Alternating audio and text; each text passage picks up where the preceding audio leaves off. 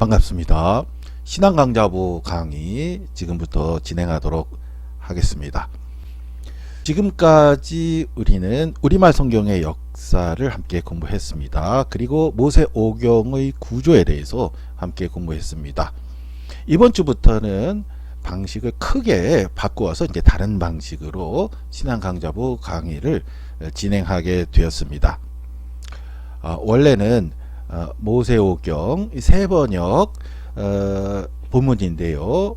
이렇게 제작된 세번역 모세오경을 읽는 방식으로 우리가 진행을 하면 정말 좋겠습니다.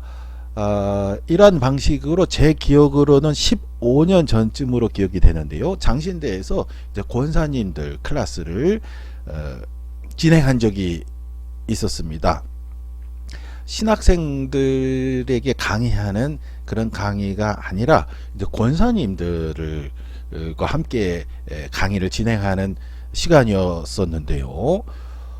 그 권사님들은 당시에 제 기억으로는 우리 교단의 대표적인 교회 권사님들이 모인 그런 시간이었습니다. 숫자가 상당히 많은 권사님들이 계셨었는데요. 재미있게 한 학기 동안 공부를 했습니다. 그런데 이분들은 그야말로 우리 한국교회 그 대표적인 교회의 대표 권사님들이 당시에 모이셨었는데요. 그야말로 이제 성경과 함께 일생을 보낸 분들이셨습니다. 이분들께 성경을 늘 읽고 평생 성경과 함께 하셨고 또 성경과 함께 하시는 삶을 사시는 분들이시기 때문에 이분들에게 조금이라도 더 도움이 되고자 생각을 했었고요. 그래서 이것은 그때 제작한 겁니다. 그때 그 클래스에 도움이 되고자 생각을 해서 세번역 본문을 기준으로 해서 그때 그 클래스에서 제작을 했던 기억이 납니다. 이렇게 제작한 이 세번역 성경을 제작을 해서요, 권사님들 학기 중에 5권을 이제 받은 거죠. 모세오경, 역사서, 또 예언서, 또 성문서, 또 신약성경, 이 5권이 분량이 비슷합니다.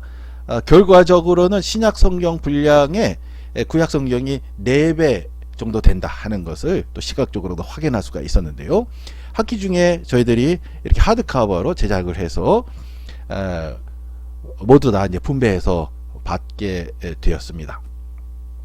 그 다음 주에 권사님들이 수업 시간에 오셔서 하시는 말씀을 들었습니다.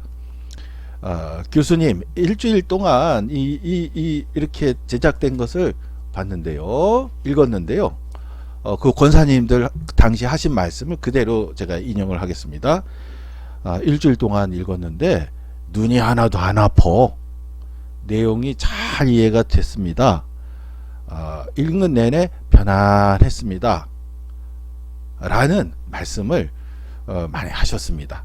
그래서 저도 물론 저도 이제 읽으면서 최적의 그 글자 크기와 여백과 여러 가지 테스트를 거쳐서 이루어진 것인데요. 저도 눈이 안 아팠습니다. 그리고 내용의 이해가 아주 잘 되는 그런 것을 경험을 했습니다. 권사님들도 그러한 경험을 한 것을 이제 말씀하셔서 이런 정도의 크기와 이런 정도의 본문 번역의 정도가 현재 우리가 한국 사람으로서 성경 본문을 읽는데 가장 무난한 상태다 하는 생각을 하게 되었습니다. 그래서 그 후에 제가 또 추가적으로 더 제작을 해서 이 모세오경 신약성경까지 5권을 추가적으로 더 제작을 했습니다. 이것을 가지고 이 세번역 이렇게 하드커버, 검은색 하드커버로 제작한 세번역 성경을 가지고 집에서 가정 예배를 드릴 때 사용을 한 기억이 있습니다. 여동생은 일찌감치 출가를 해서 이제 결혼을 해서 출가를 해서 목사 사모로 섬기고 있었는데요. 딸과 아들과 함께 가정을 이루고 이미 결혼을 해서 출가한 지 이미 오래 전에 96년도에 결혼을 해서 이제 목사 사모로 지금까지 섬기고 있습니다. 그래서 집에는 아버지와 어머니 저 이제 셋이서 살고 있었는데요. 저는 나이가 많이 들 때까지 이제 결혼을 하지 못하고 이제 노총각으로 집에 있었습니다. 아버지와 어머니 저 셋이서 저녁마다 이제 간영 예배를 드렸습니다. 저희 여동생이 시집 가기 전에 어린 시절부터 이제 가정 예배를 드렸었죠. 추억이 아주 아름다운 추억으로 간직하고 있는데요.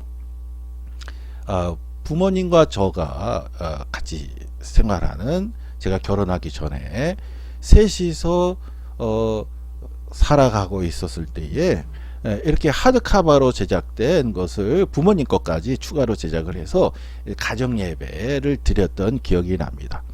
세번역 본문을 읽으면서 이제 가정 예배를 드렸죠. 창세기서부터 읽고 또 기도하고 찬송을 하고 하면서 이제 가정 예배를 드렸는데요. 제가 기억하기로 이 하드카바의 성경을 가지고 부모님과 제가 셋이서 가정 예배를 드렸는데, 제 기억으로는 창세기서부터 5장씩 읽었던 기억이 납니다. 쭉 가정 예배를 드렸는데 제 기억으로는 에베소서 읽을 때쯤 제가 결혼을 하게 돼서 중단이 된 그런 기억이 납니다. 에베소서까지 갔던 것 같아요. 창세기서부터 쭉 수년에 걸쳐서 예배를 드렸던 기억이 납니다. 한 5장씩 읽었던 기억이 납니다. 그런데 제가 이 말씀을 드리는 이유는 창세기서부터 에베소서까지 이르는 동안 이 문장은, 이 구절은 어떤 의미일까 하고 나중에 의구심을 갖고 찾아본 기억이 없었습니다. 아버지와 어머니와 제가 읽으면서 무난하게 무리 없이 읽었던 그런 기억이 납니다. 정말 좋았던 기억으로 남아 있습니다. 무난하게 읽는데 최적의 상황을 구현을 했다라고 생각이 듭니다. 이것이 저에게 있어서 아주 좋았던 기억으로, 경험으로 남아있기 때문에 이것을 우리 서울교회 우리 교우분들과 함께 나누고자 하는 그런 강한 바람이 있습니다만은 아직까지 코로나 사태가 지속되고 있어서 이것을 제작해서 함께 읽고 공부하는, 성경을 깊이 있게 상고하는 그러한 만남을 가지질 수가 없습니다. 코로나 비대면 상황이 지속되기 때문에 그렇죠. 그래서 그러한 바람은 코로나 사태가 빨리 종식이 돼서 세번역 본문으로 우리 함께 성경을 읽는 그 즐거움을, 기쁨을 함께하는 시간이 빨리 코로나 종식과 함께 맞이하기를 바라는 마음입니다. 그런데 그때까지는 비대면으로 신앙 강좌부가 진행될 수밖에 없는데요. 그래서 제가 이번 주부터 선택한 방식은 차선책으로서 다음과 같은 방식으로 진행을 하였습니다. 성경을 읽는 것은 세번역 본문을 성경을 읽는 것은 진행을 하되 핵심되는 내용을 몇 가지를 선택을 해서 조명을 하는 그런 방식으로 진행을 하게 되었습니다. 이번 주부터는 이와 같은 방식으로 이제 진행이 될 텐데요. 하루속히 코로나가 종식이 되어서 우리 모두 다 한 자리에 모여서 이렇게 새번역 성경을 제작을 해서 실제로 성경을 마음껏 읽으면서 성경의 내용을 함께 살펴보는 그러한 날이 하루속히 오기를 바라겠습니다. 그러면 이제 오늘부터는 새로운 방식으로 내용을 진행을 하도록 하겠습니다. 신앙 강좌부 내용 지금부터 진행을 하도록 하겠는데요. 먼저 성경 읽기입니다. 성경 읽기 새번역으로 본문을 읽도록 하겠습니다. 창세기 1장 1절부터 2장 4절까지의 내용을 먼저 함께 읽도록 하겠습니다. 성령의 인도하심을 따라 기록된 하나님의 말씀.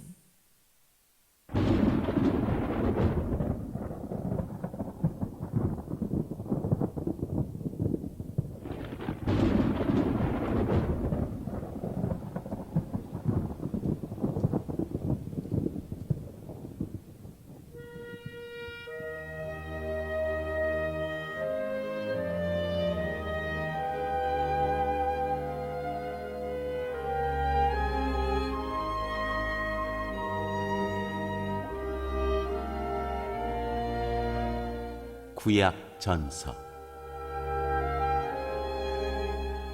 창세기 제1장. 천지 창조.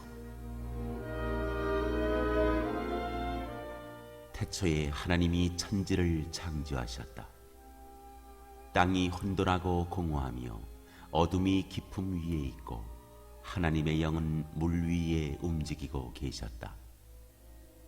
하나님이 말씀하시기를 빛이 생겨라 하시니 빛이 생겼다. 그 빛이 하나님 보시기에 좋았다. 하나님이 빛과 어둠을 나누셔서 빛을 낮이라고 하시고 어둠을 밤이라고 하셨다. 저녁이 되고 아침이 되니 하루가 지났다. 하나님이 말씀하시기를 물 한가운데 창공이 생겨 물과 물 사이가 갈라져라 하셨다. 하나님이 이처럼 창공을 만드시고서 물을 창공 아래에 있는 물과 창공 위에 있는 물로 나누시니 그대로 되었다. 하나님이 창공을 하늘이라고 하셨다. 저녁이 되고 아침이 되니 이튿날이 지났다. 하나님이 말씀하시기를 하늘 아래에 있는 물은 한 곳으로 모이고 뭇은 드러나거라 하시니 그대로 되었다. 하나님이 뭇을 땅이라고 하시고 모인 물을 바다라고 하셨다. 하나님 보시기에 좋았다. 하나님이 말씀하시기를 땅은 푸른 우물 돋아나게 하여라. 씨를 맺는 식물과 씨 있는 열매를 맺는 나무가 그 종류대로 땅 위에서 돋아나게 하여라 하시니 그대로 되었다. 땅은 푸른 우물 돋아나게 하고 씨를 맺는 식물은 그 종류대로 나게 하고 씨 있는 열매를 맺는 나무를 그 종류대로 돋아나게 하였다. 하나님 보시기에 좋았다. 저녁이 되고 아침이 되니 사흔날이 지났다. 하나님이 말씀하시기를 하늘 창공에 빛나는 것들이 생겨서 낮과 밤을 가르고 계절과 날과 해를 나타내는 표가 되어라. 또 하늘 창공에 있는 빛나는 것들은 땅을 환히 비추어라 하시니 그대로 되었다. 하나님이 두 큰 빛을 만드시고 둘 가운데서 큰 빛으로는 낮을 다스리게 하시고 작은 빛으로는 밤을 다스리게 하셨다. 또 별들도 만드셨다. 하나님이 빛나는 것들을 하늘 창공에 두시고 땅을 비추게 하시고 낮과 밤을 다스리게 하시며 빛과 어둠을 가르게 하셨다. 하나님 보시기에 좋았다. 저녁이 되고 아침이 되니 나흔날이 지났다. 하나님이 말씀하시기를 물은 생물을 번성하게 하고 새들은 땅 위 하늘 창공으로 날아다녀라 하셨다. 하나님이 커다란 바다 짐승들과 물에서 번성하는 움직이는 모든 생물을 그 종류대로 창조하시고 날개 달린 모든 새를 그 종류대로 창조하셨다. 하나님 보시기에 좋았다. 하나님이 이것들에게 복을 베푸시면서 말씀하시기를 생육하고 번성하여 여러 바닷물에 충만하여라. 새들도 땅 위에서 번성하여라 하셨다. 저녁이 되고 아침이 되니 닷새 날이 지났다. 하나님이 말씀하시기를 땅은 생물을 그 종류대로 내어라. 집짐승과 기어다니는 것과 들짐승을 그 종류대로 내어라 하시니 그대로 되었다. 하나님이 들짐승을 그 종류대로, 집짐승도 그 종류대로, 들에 사는 모든 길짐승도 그 종류대로 만드셨다. 하나님 보시기에 좋았다. 하나님이 말씀하시기를 우리가 우리의 형상을 따라서 우리의 모양대로 사람을 만들자. 그리고 그가 바다의 고기와 공중의 새와 땅 위에 사는 온갖 들짐승과 땅 위를 기어다니는 모든 길짐승을 다스리게 하자 하시고, 하나님이 당신의 형상대로 사람을 창조하셨으니 곧 하나님의 형상대로 사람을 창조하셨다. 하나님이 그들을 남자와 여자로 창조하셨다. 하나님이 그들에게 복을 베푸셨다. 하나님이 그들에게 말씀하시기를 생육하고 번성하여 땅에 충만하여라. 땅을 정복하여라. 바다의 고기와 공중의 새와 땅 위에서 살아 움직이는 모든 생물을 다스려라 하셨다. 하나님이 말씀하시기를 내가 온 땅 위에 있는 씨 맺는 모든 채소와 씨 있는 열매를 맺는 모든 나무를 너희에게 준다. 이것들이 너희의 먹거리가 될 것이다. 또 땅의 모든 짐승과 공중의 모든 새와 땅 위에 사는 모든 것, 곧 생명을 지닌 모든 것에게도 모두 푸른 풀을 먹거리로 준다 하시니 그대로 되었다. 하나님이 손수 만드신 모든 것을 보시니 보시기에 참 좋았다. 저녁이 되고 아침이 되니 엿새 날이 지났다.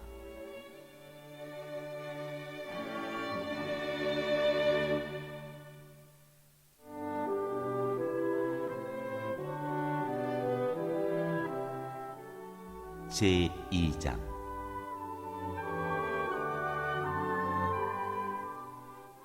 하나님은 하늘과 땅과 그 가운데 있는 모든 것을 다 이루셨다. 하나님은 하시던 일을 엿새 날까지 다 마치시고 이렛날에는 하시던 모든 일에서 손을 떼고 쉬셨다. 이렛날에 하나님이 창조하시던 모든 일에서 손을 떼고 쉬셨으므로 하나님은 그날을 복되게 하시고 거룩하게 하셨다. 하늘과 땅을 창조하실 때의 일은 이러하였다.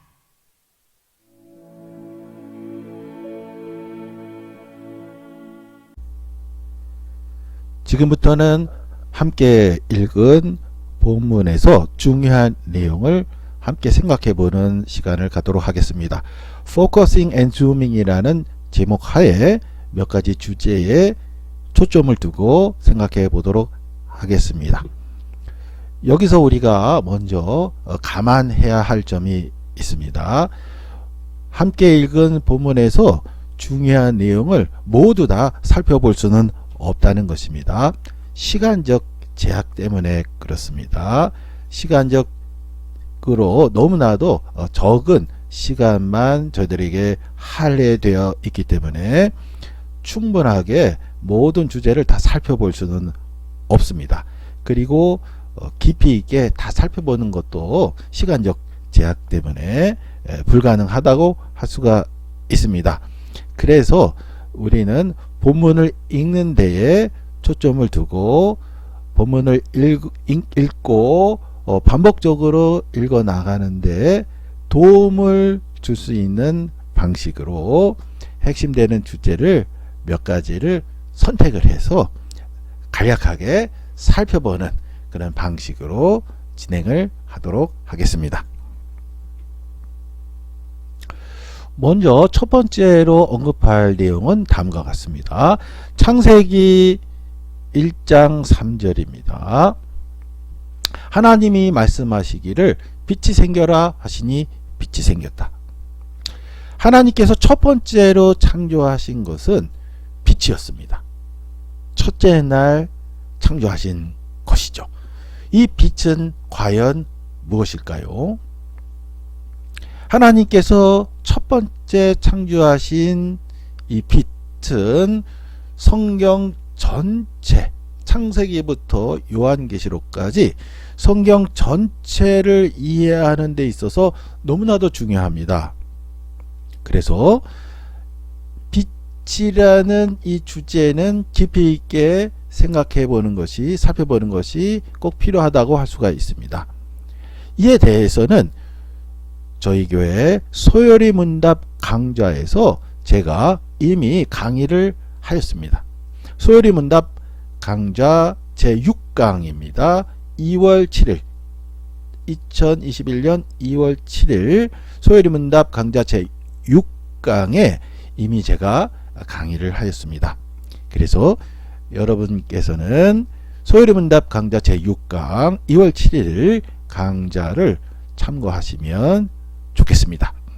하나님께서 첫째 날 창조하신 빛에 대해서 깊이 있게 살펴보는 것 매우 중요하기 때문에 이때 이 강좌를 참고하셔서 공부하시면 좋겠습니다. 두 번째로 살펴볼 주제는 다음과 같습니다. 많은 구약학자들의 연구에 따르면 다음과 같은 이야기들이 있습니다. 간략하게만 소개하도록 하겠습니다. 깊이 있는 탐구와 공부는 시간 제약 때문에 불가능하지요. 그래서 간략하게만 소개하도록 하겠습니다. 6날 동안 6일 동안 하나님께서 천지를 창조하셨는데요. 첫째 날, 둘째 날, 셋째 날 창조하신 것과 넷째 날, 다섯째 날, 여섯째 날 창조하신 것이 그 패턴이 유사하다 하는 그런 언급이 있습니다. 구약학에서요. 첫째 날은 천지와 빛을 창조하셨죠. 빛과 어둠을 분리하셨습니다. 둘째 날은 물과 물을 분리해서 궁창이 있게 하셨죠. 그리고 궁창을 하늘이라고 하셨습니다. 셋째 날에는 물과 뭇을 분리하셨죠. 뭇을 땅이라고 하셨고 모인 물을 바다라고 하셨습니다.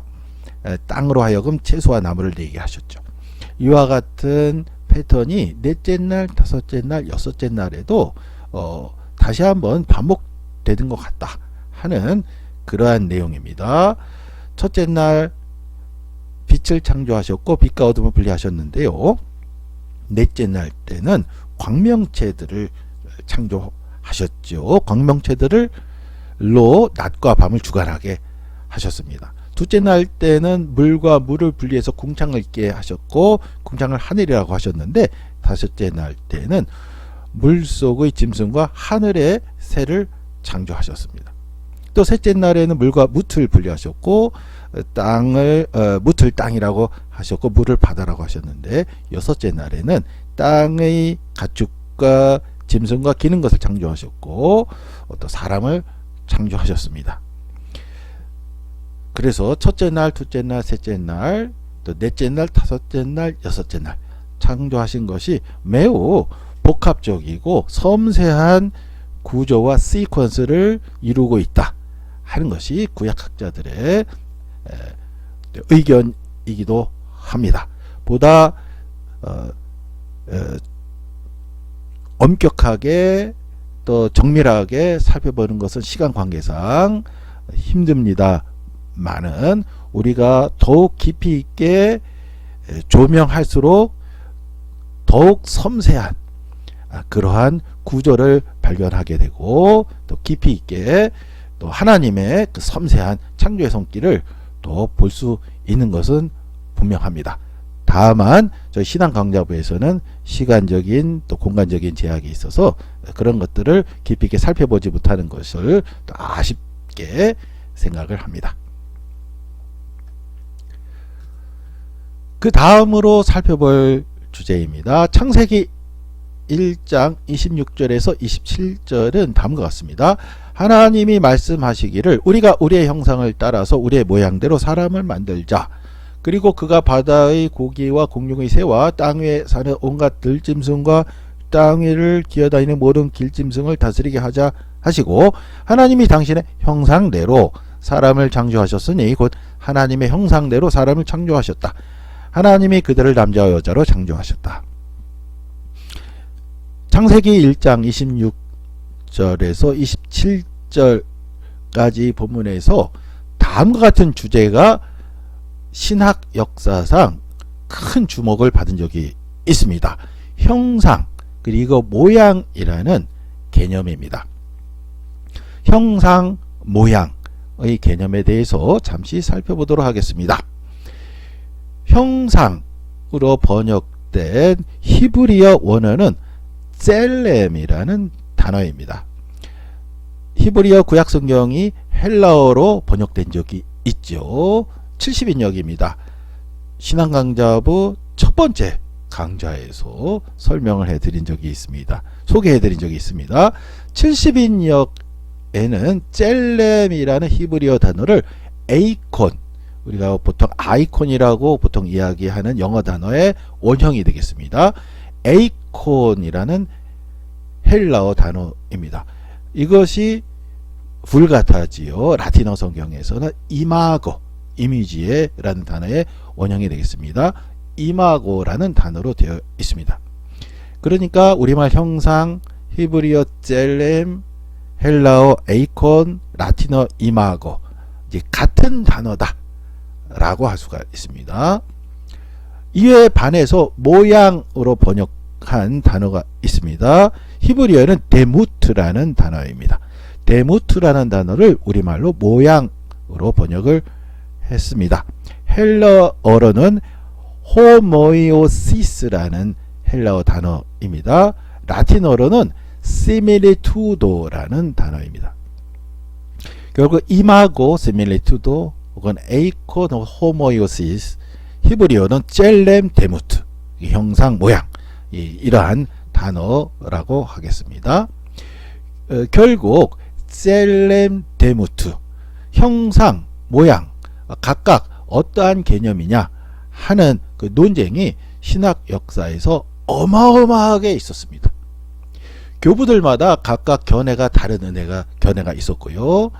2000년 동안 정확하게 표현하면은 이제 1500년인데요. 또 논란이 그 이후로도 지속됐으니까 2000년 동안 정말 수많은 그러한 논쟁을 불러일으켰습니다. 그런 큰 논쟁이 있었는데요. 저희는 결론만 내리겠습니다. 마틴 루터가 그 어마어마한 결론에 다음과 같이 종지부를 찍었습니다. 셀렘과 데무트를 구분할 신학적 근거가 없다. 둘은 같은 개념이다 라고 정의를 내렸습니다. 셀렘은 형상은 어떤 개념이고 데무트 모양은 어떤 개념이다 하는 것이 수많은 논쟁을 불러일으키고 논쟁의 역사를 가지고 있습니다만은 종교개혁자들은 다음과 같이 결론을 내렸습니다. 셀렘과 데무트는 같은 개념이다. 칼빈도 루터의 이러한 정의를 그대로 따랐습니다. 그래서 개신교에서는 형상과 모양에 대한 논쟁이 발생하지 않았습니다. 루터가 같은 개념이다라고 정의를 내림으로 해서 종료가 된 것이죠. 물론 가톨릭에서는 그 이후로도 계속해서 논쟁이 이어지기는 했습니다만은 우리 개신교에서는 셀렘과 데무트를 구분할 신학적 근거가 없다 하는 루터의 신학적 견해를 지금까지 따르고 있습니다. 하나님의 형상에 대해서 그와 같은 결론이 내려진 것이죠. 그렇다면 우리 인간은 하나님의 형상으로 지어졌다 하는 것은 과연 어떤 의미가 있는 것인가? 이제 벌써 오늘 30분 주어진 시간이 이미 초과가 되었습니다. 그래서 그러나 이 너무나도 중요한 개념이기 때문에 조직신학에 정의되어 있는 것을 그 챕터 제목을 그대로 가지고 왔습니다. 이것을 보는 것으로서 하나님의 형상에 대한 성경의 깊은 의미, 신학적 의미를 정리하는 것으로 하겠습니다. 첫째, 하나님으로부터 오는 존재다. 하나님이 창조하셨다 하는 것은 우리 인간이 하나님으로부터 왔다. 스스로 있게 된 존재가 아니라는 것이죠. 하나님으로부터 왔다. 하나님이 창조한 존재다. 우리 인간은. 이라는 의미가 있다는 것입니다. 두 번째, 하나님과 함께 사는 존재다. 하나님과 따로 분리돼서 사는 것이 본래적인 존재가 아니라 하나님과 함께 살아야 그것이 본래적인 근원적인 바른 관계다. 바른 존재다 하는 것이죠. 하나님 없이 살아서는 안 된다. 하나님과 함께 살아야 한다 하는 의미가 있다 하는 것이죠. 세 번째는 책임적 존재다 하는 것입니다. 하나님께서 만물을 다스리라고 하셨습니다. 이것은 위탁받은 것입니다. 하나님의 명령에 따른 것입니다. 책임이 있다 하는 것이죠. 네 번째, 사회적 존재입니다. 하나님께서 남자와 여자를 만드셨습니다. 사회를 이루고 살아가게끔 하였습니다. 나 혼자 살아가는 것이 아니라 이웃과 더불어서 살아가는 것입니다. 나만의 하나님, 나의 개념 속에만 존재하는 하나님이 아니라 우리들의 하나님입니다. 하나님이 주가 되고 우리는 피조물일 뿐입니다. 사회적 존재로서 만들어졌다. 처음부터 남자와 여자를 창조하셨다. 만물의 통치자로 정의되어 있습니다. 만물을 다스려라. 여기서는 마음대로 하라는 의미가 아니라 책임을 갖고 다스려야 하는 통치자의 개념이라고 되어 있습니다. 하나님과 다른 존재다 하는 것입니다. 하나님이 창조하셨다 하는 것은 우리 인간이 하나님과 근원적으로 다르다 하는 것입니다. 이것을 혼동해서는 안 됩니다. 최근 들어서 우리나라에 이상한 그러한 이단이 또 생겼습니다. 우리의 형상을 따라 남자 여자를 만들었다 를 가지고서 하나님이 남자와 여자가 있다 라는 주장입니다. 그래서 어머니 하나님이 있다라는 회개망측한 주장을 하기도 하는데요. 이것은 하나님을 우리 인간적인 존재로 끌어내리는 것에 불과합니다. 그렇게 해서는 안 되죠. 하나님과 우리는 다른 존재입니다. 근원에서 다릅니다. 우리의 형상을 따라 남자와 여자를 창조했기 때문에 남자 하나님 또 여자 하나님, 아버지 하나님, 어머니 하나님이 있다 하는 것은 하나님을 인간적인 수준으로 격화시키는 그런 회개망측한 주장일 뿐입니다. 하나님과 우리 인간은 전적으로 다른 존재다 라고 할 수 있습니다. 일곱 번째, 하나님의 미래를 향한 존재다 라고 되어 있고요. 하나님의 형상으로서의 인간을 창세기 1장이 우리에게 보도해 주고 있습니다. 하나님께서 여섯 날 동안 모든 만물을 창조하셨는데 마지막에 창조한 우리 인간이 하나님의 피조물의 최절정을 이루고 있습니다. 하나님의 형상을 따라, 인간만 유일하게 하나님의 형상을 따라 지었다고 하는 것은 인간 창조가 하나님 창조의 절정을 이룬다라는 의미가 있다고 할 수가 있겠습니다. 그리고 마지막 아홉 번째로 죄인으로서의 인간을 보도하고 있습니다. 죄인으로서의 인간은 그 다음 이어지는 창세기 2장 5절부터 등장하는 단락인 에덴 동산 단락에서부터 우리 인간이 하나님의 형상으로 지어졌지만 죄인으로서의 인간의 모습을 창세기 2장 5절부터 보도해 주고 있습니다. 이어지는 창세기 2장 5절 에덴 동산 단락부터는 다음 시간에 함께 살펴보도록 하겠습니다. 오늘 내용은 여기까지 진행하겠습니다. 수고 많으셨습니다.